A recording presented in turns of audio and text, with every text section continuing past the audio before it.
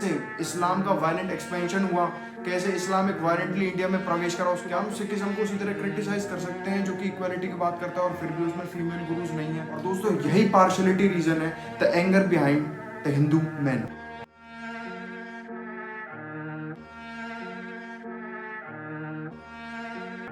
दोस्तों वेदांतिक ट्रेडिशन में शिवलिंग का मतलब होता है द एट्रीब्यूट लिंग ऑफ वन विदाउट एट्रीब्यूट अलिंग, यानी कि एक स्मॉल एक रॉक या फिर एक पिलर। और दोस्तों तांत्रिक ट्रेडिशन में कभी कभार शिवलिंग के साथ साथ ट्रफ को भी दिखाया जाता है जो कि दर्शाता है कॉस्मिक मेल यानी कि स्पिरिचुअल रियलिटी को और कॉस्मिक फीमेल यानी कि मटेरियल रियलिटी को। लेकिन दोस्तों इन सभी चीज़ों को नज़रअंदाज करते हुए वेस्टर्न स्कॉलर्स के अकॉर्डिंग शिवलिंग एक फेलस को डिनोट करता है और जेनेटिकल मेल ऑर्गन को डिनोट करता है। दोस्तों उनके लिए सिंबल से ज़्यादा लिटरल मीनिंग ज़्यादा मायने रखते हैं। लेकिन यही स्कॉलर जीसस की क्रूसिफिक्स इमेज को देखकर उसे एक टॉर्चर इंस्ट्रूमेंट्स पर लटका हुआ मुर्दा नहीं बोलते और ना ही ये काबा को खाली कमरा बोलते हैं जिसके चारों तरफ मुसलमान हज के दौरान चक्कर लगाते हैं। इधर उनको सिंबलिज्म याद आ जाता है, लिटरल मीनिंग कम याद आता है। और दोस्तों यही पार्शलिटी रीजन है the anger behind the Hindu man. दोस्तों जब हम जूडाइज्म की बात करते हुए इजराइल के फलस्तीन पर कब्जे की बात करते हैं तो हमें एंटी सेमिटिज्म का नाम दे दिया जाता है। और जब हम क्रिश्चियनिटी की बात करते हुए कैसे क्रिश्चियन मिशनरीज ने एक अहम रोल निभाया था कॉलोनियल टाइम्स में इस देश की ट्राइब्स को ख़त्म करने का, तो हमें कम्युनिस्ट का नाम दे दिया जाता है।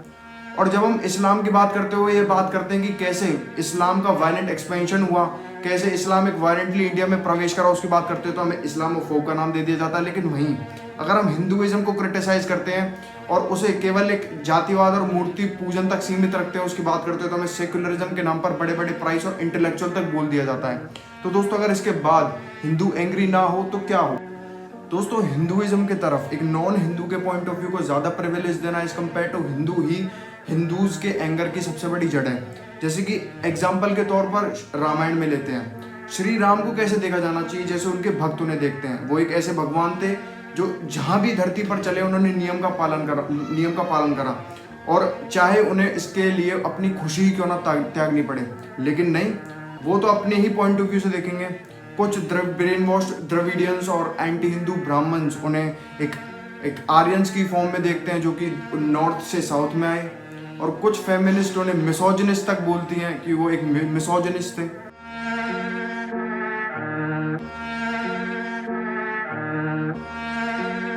दोस्तों बार बार कुछ स्यूडो फेमिनिस्ट रामचरितमानस में लिखी हुई एक वर्स को बार बार दोहराती है और ये कहती है कि तुलसीदास को रामचरितमानस में क्यों लिखना पड़ा कि वरुण देव यह कहते हैं कि स्त्री मूर्ख और एक आउटकास्ट यानी कि बाहरी जाति वाले को एक जानवर की तरह मारना चाहिए ताकि उससे काम करवाया जा सके। लेकिन दोस्तों वो उसी रामचरितमानस में ये वर्स को भूल जाते हैं जिसमें श्री राम कहते हैं कि पुरुष, स्त्री या फिर नपुंसक अपने आप अगर अपने शरीर में से अपने उसमें से अगर द्वेष त्याग देते हैं और अपने फेथ से मेरे पास आते हैं तो वो मेरे लिए उतने ही सब समान ही प्रिय होते हैं। लेकिन दोस्तों ये नहीं बताता कोई, क्योंकि अगर ये बताएंगे तो उनका प्रोपेगेंडा क्लियर हो जाएगा।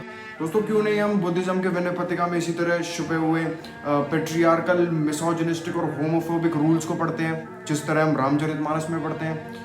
क्या हम सिखिज्म को उसी तरह क्रिटिसाइज कर सकते हैं जो कि इक्वालिटी की बात करता है और फिर भी उसमें फीमेल गुरुज नहीं है?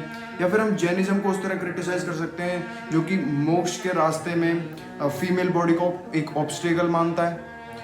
और कब से इस्लाम में वुमेन का हिजाब एक तरीके का पेट्रियार्कल सिंबल, एक फ्रीडम ऑफ एक्सप्रेशन बन गया इस मॉडर्न वर्ल्ड में? तो दोस्तों यही डिफरेंस एंगर लाता है हिंदूज के बिहेवियर में। दोस्तों मैं ये नहीं कह रहा कि हर रिलीजन अच्छा होता है फिर हर रिलीजन एक परफेक्ट होता है। हर रिलीजन की कोई ना कोई डार्क साइड होती ही होती है और हर रिलीजन को समय समय पर क्रिटिसाइज करते रहना चाहिए with the change of time on the basis of its contemporary values. लेकिन जब हर बार केवल एक सिंगल रिलीजन को निकाल दिया जाता है in the name of accuracy, rationality, scientific reasons and social reforms, तब उसमें से पार्शियलिटी और पॉलिटिक्स की गंध आने लगती है जो कि फिलहाल अभी हिंदुइज्म की तरफ से आ रही है। दोस्तों कुछ दशकों से इंडिया में हिंदुइज्म के कस्टम्स को क्रिटिसाइज करना एक सेक्युलर और वो बनने के बराबर हो चुका है। ये ज़्यादातर कुछ ऐसा क्लास है इंडियंस का जो कि ये समझ नहीं पाता कि ये हिंदू कस्टम्स किस लिए होते हैं, उनको समझने की कुछ कोशिश करते नहीं हैं। और दोस्तों इसी का ही एक आलसी वो सॉल्यूशन निकाल देते हैं। तो वो इसको केवल एक सुपरस्टिशंस और एक फिजूल का कस्टम बोल देते हैं और ये हिंदुज़म को इजी टारगेट बना देते हैं। तो दोस्तों हमें इनसे बचना चाहिए, हमें इन सूडो सेकुलरिस्ट से बचना चाहिए। और दोस्तों हमें एक बाउंड्री, एक लाइन निर्धारित करनी पड़ेगी क्रिटिसिज्म की, जिसमें criticism of Hindu from the Hindu itself, criticism of Hinduism from the non Hindu in India and criticism of Hindu from non Hindu from the foreign land. क्योंकि ये अलग अलग लोग होते हैं, अलग अलग इनकी पर्सपेक्टिव्स और व्यू होते हैं। तो हमें कुछ ये क्वेश्चंस जनरेट करने पड़ेंगे, जैसे कि हमें क्या रिलीजन को हम क्रिटिसाइज कर सकते हैं, अगर कर सकते हैं तो कौन उसे क्रिटिसाइज कर सकता है, इनसाइडर या फिर आउटसाइडर। क्या एक एकेडमिशियन भी जेन्युइनली उसे क्रिटिसाइज कर सकता है, क्या एक हिंदू एक इस्लाम और क्रिश्चियन के रिचुअल्स को भी, कस्टम्स को भी क्रिटिसाइज कर सकता है, क्या उसकी क्रिटिसिज्म को भी माना जाएगा या फिर नहीं माना जाएगा। क्या एक अमेरिकन यूरोपियन जो कि एक एब्राहमिक फेथ में पैदा हुए हैं, जिनके रूट्स जो है एब्राहमिक फेथ में, क्या वो एक बिल्कुल अलग रिलीजन को समझने का कैपेबल है, क्या उसके जो पॉइंट्स हैं वो अनबायस्ड हैं या फिर अनकॉन्शियसली बायस्ड हैं। ये सारी चीज़ें जो हैं अब हमें समझनी होंगी, बिकॉज कुछ दशकों से देखा जा रहा है, क्योंकि हम हिंदूज़ को जो इंटॉलरेंट के नाम पर हर तरह की क्रिटिसिज्म दी जा रही है और बेफिजूल की क्रिटिसिज्म दी जा रही है। तो हमें ये सब चीज़ समझनी पड़ेंगी ताकि एक हिंदुइज्म को एक इंटॉलरेंट, एक हद से ज़्यादा इंटॉलरेंट रिलीजन ना माना जाए। तो दोस्तों तो मैंने इस वीडियो में बताया कि हिंदूज़ क्यों थोड़ा सा टॉलरेंट से इंटॉलरेंट की तरफ हल्का सा बढ़ रहा है। ये सारे पॉइंट्स मैंने रखे। तो आज के लिए बस इतना ही था। जाने से पहले मैं आपको बता दूं, इस वीडियो को बनाने में बहुत मेहनत लगती है, रिसर्च लगती है, देखना पड़ता है, हर जगह के पॉइंट्स सुनने पड़ते हैं और बहुत बड़ी बात कि बिना पंखे में बैठना पड़ता है कि ताकि आपको आवाज़ सुनाई दे जाए। तो इस मेहनत के लिए आप कृपया करके इस वीडियो को लाइक करो और मेरे चैनल को सब्सक्राइब करना। मैं ऐसी बहुत सारी अलग अलग चीज़ें लाता रहता हूँ, अलग अलग टॉपिक पे वीडियोस बनाता रहता हूँ जो कि आउट ऑफ कॉन्टेक्स्ट होती हैं। और इस वीडियो को ज़रूर लाइक करना, शेयर करना, वो वाला इसमें मैं लगा दूंगा कि हिंदू भाइयों शेयर जरूर करो।